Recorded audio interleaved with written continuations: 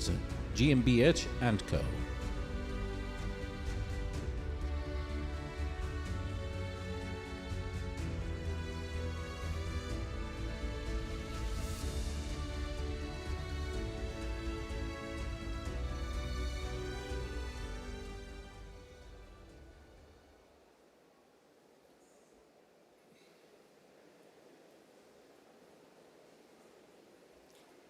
Good afternoon.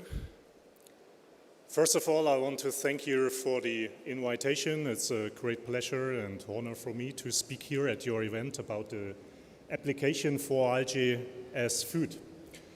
And I'm in the algae sector since 20 years now.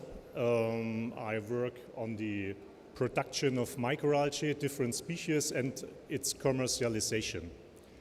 And since we were the first microalgae farm in Europe at industrial scale, it was not so easy in the beginning to produce and to sell this product that was more or less unknown for the region.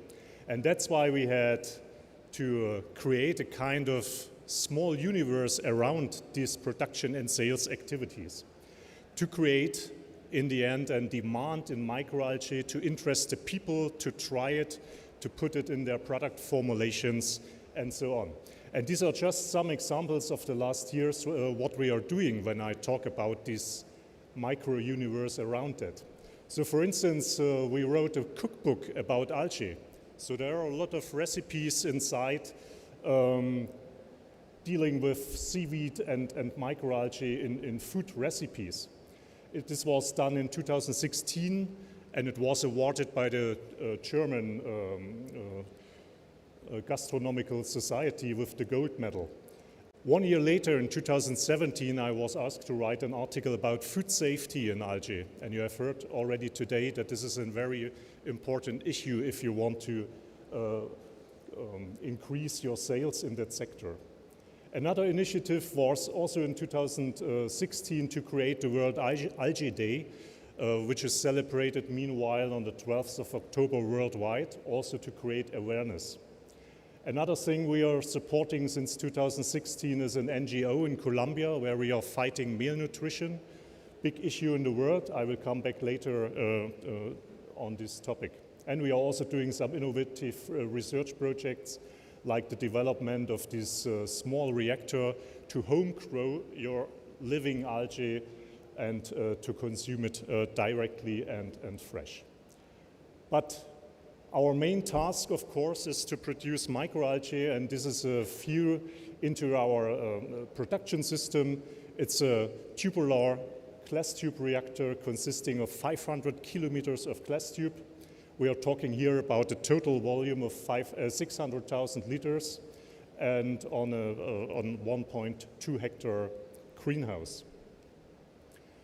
And of course, the tubular system has some advantages if you want to grow these microalgae in a phototrophic way. The algae are optimally exposed to sunlight, protected from environmental contaminations, and so on. And meanwhile, we are growing 12 to 15 different species and strains in the systems, all with a commercial background. So we are not only producing in pilot scale, we are selling this microalgae, and we are commercially successful, so that means we are already making money with that. And we are growing, for instance, Chlorella spirulina, Nanochloropsis, Senedesmus, and some others in these 20 distinct photobioreactors at this greenhouse area. But we are not only focusing on photobioreactor production. Over the years, we have expanded our range of technologies we are using. So in 2010 and 11, we have built up the first pilot fermenters to produce in a heterotrophic way microalgae for different applications. And today, we are producing up to 5 different species and strains with this technology, and we are also selling these kind of products. And in the last years, we have developed with several partners, also in Germany, open pond systems, but also protected by greenhouses in Germany. And so we have now 3 technologies available. And this is important for us if we go into the product developments, because for us, the first question is, what application we are addressing, with which microalgae, this is the second question, and then with which technology we want to achieve that goals. And we are active in different sectors. Of course, we are selling in the supplement segment worldwide. We have some sales in the feed sector, in the aqua feed sector, also in the food sector, and some in the cosmetics and plant conditioners. Cosmetics sector is also very interesting because this is a very innovative segment where we are asked to produce very new species of microalgae. And if you are interested, I will give a talk at the CEPAVA Congress. This is one of the biggest cosmetic congress in the German-speaking area about microalgae in cosmetics end of this year. But today I want to talk about algae as food and its applications, and you have heard already why we need these algae and also microalgae as food. We are confronted with a growing world population, and we have to talk about food security. But not only about that, we also have to talk about how to provide enough and the right nutrients, especially micronutrients, to these people. And algae are very interesting because the biomass productivity is much higher compared to land plants. They are primary producers. They can be grown in fresh and salt water, independent of arable land. So from this, we have also developed the concept of this landless food production. And of course, algae are a good source of proteins, polyunsaturated fatty acids, vitamins, pigments, and other nutrients. We know today approximately 47,000 species. As humans, we are just using a bit more than 100 species, and we expect 10 times more on our planet. So we are just still in the beginning to make profit out of this promising biomass. Algae are a sustainable produced biomass. Here in this slide you can see the land productivity if we talk about protein productivity per hectare. And as an example, a microalgae is given Nanochloropsis, and this is highly protective compared to other animals and plants we are using. And even if you look at the use of fresh water, so talking about the environmental footprint, we are already today much more sustainable in producing this protein. But is algae the food for the future, which is suggested by the headlines of journals and newspapers in the last years, like these ones? And I have to say, it's not a new idea. The idea goes back to the 50s and 60s of the last century, and already Isaac Asimov gave a prediction at a World Fair in New York in 1964, already addressing the problems we also have today. And he said, ordinary agriculture will keep up with great difficulty, and there will be farms turning to the more efficient microorganisms. And he was talking about algae and yeasts, and he predicted 50 years later at the World Fair there will be algae steak and algae drinks and so on. And he was right. At that World Fair in Milano, there were a lot of product examples around the use of algae in food. But we as humans are using algae already since at least 14,000 years. This was a publication showing the oldest use of algae as food and also already as medicine. And this was found during archaeological investigations in Chile. So we are already using algae when they are available on the coastlines and in freshwater bodies. But what is today the potential of algae as in food? And in 2018 we have organized a conference in Germany called Innovation Forum Algae Food to build a German-wide network around this, around producers product developers, and all of these people related to this field. And we have pointed out several topics that are interesting, of course, for the use of algae in food. The first is a very simple one, to use it as kind of sea veggies. So that means aquatic vegetables for cooking in your kitchen or in the haute cuisine. And we have, I told you already, written a cookbook about this in 2016. The years later, some more cookbooks were published alone in Germany about the use of algae in the kitchen. And there was so many activity in the sector that even the South China Morning Post were recognizing this and addressed this to a headline in their journal. A recent development is the development of a course. It's a 6-month course of an algae sommelier, and this is the first of its kind in the world. And in these 6 months, we will educate, and you have heard already the last 2 days that education about the use of algae is very important. Here we will educate especially chefs, hoteliers, and also food technologies about algae and its potential in food. And we will talk about species, about production systems, region where they are produced, taste, textures, recipes, and so on, even marketing and storytelling. So in September this year, you can start this course and become the first algae sommelier in the world, if you want. We have already success stories in this field, and it's also important to focus on success stories to show the potential of microalgae as a sustainable biomass. And one of the success stories are functional ingredients. And here we are talking about extracts from red and brown algae, like carrageen, agar-agar, or alginates that you will find as emulsifiers, thickeners, or gelling agents in different food applications everywhere in the supermarkets. You can use algae as natural food colors, and this is important because you can replace synthetic food colors. I just want to show you the phycocyanin, of course, the blue color extracted from spirulina, and if you look in the confectionery market, approximately 50% of the products you will find there colored blue or even green are colored with extracts from microalgae.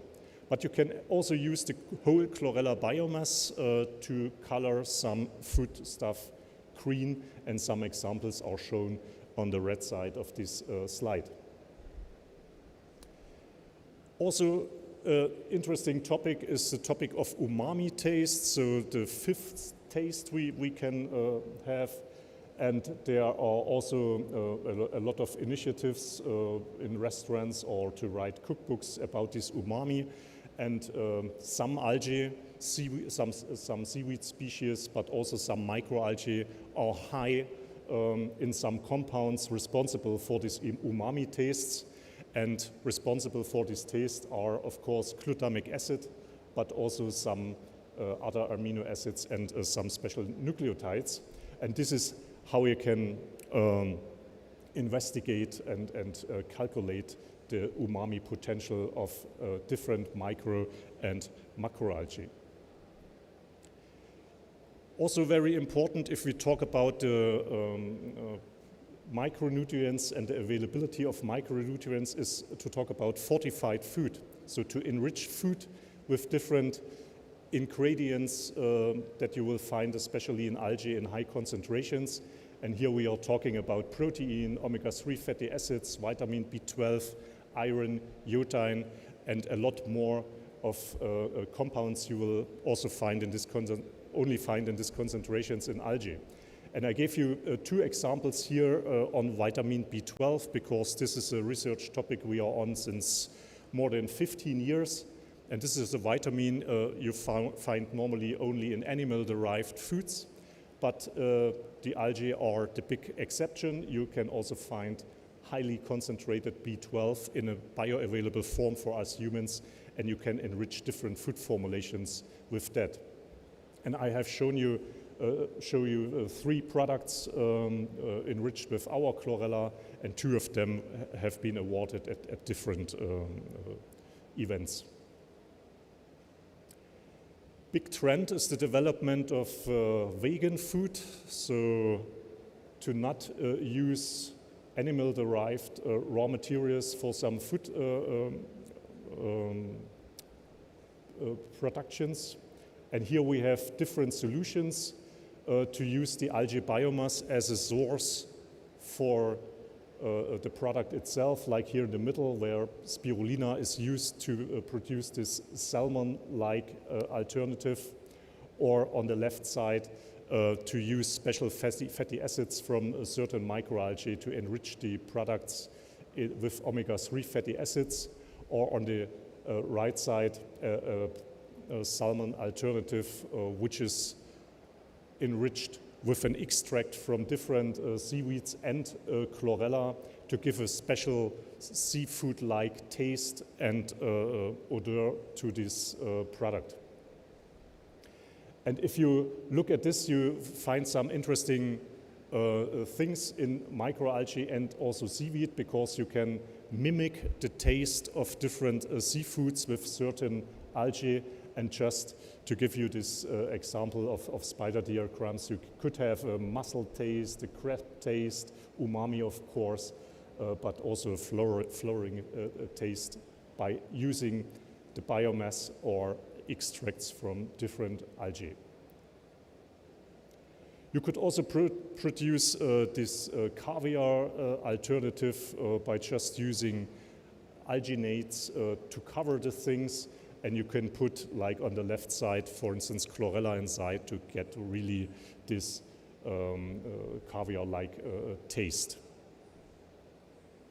There are also some examples to produce meat alternatives. On the left side, they use porphyridium algae to mimic the behavior and the look-like of blood in this burger patty. And on the right side, you are using Euglena microalgae to get also the taste of meat, and this could be addressed mainly, of course, to the high iron content of this special alga. You have also the possibility to use different production methods to produce the same species under different conditions, and what you can get is a different application for the certain microalga. And this was a product we have developed in a cooperation with a company. This was a heterotrophically fermented chlorella, rich in fatty acids. It was about 50% in the biomass. And the interesting thing was that we could replace butter and egg completely in some bakery products.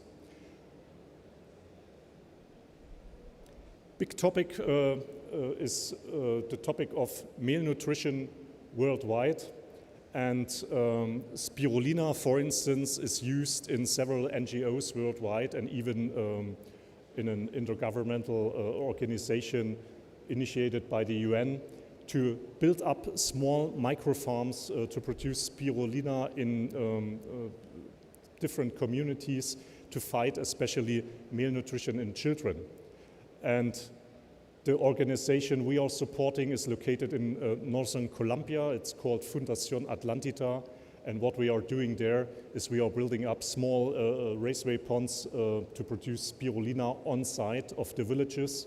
And on the right side, these were the first children in 2016, 12 of them, where we successfully fought malnutrition within 4 to 6 weeks by just adding 3 to 6 grams of dried spirulina biomass to their normal food.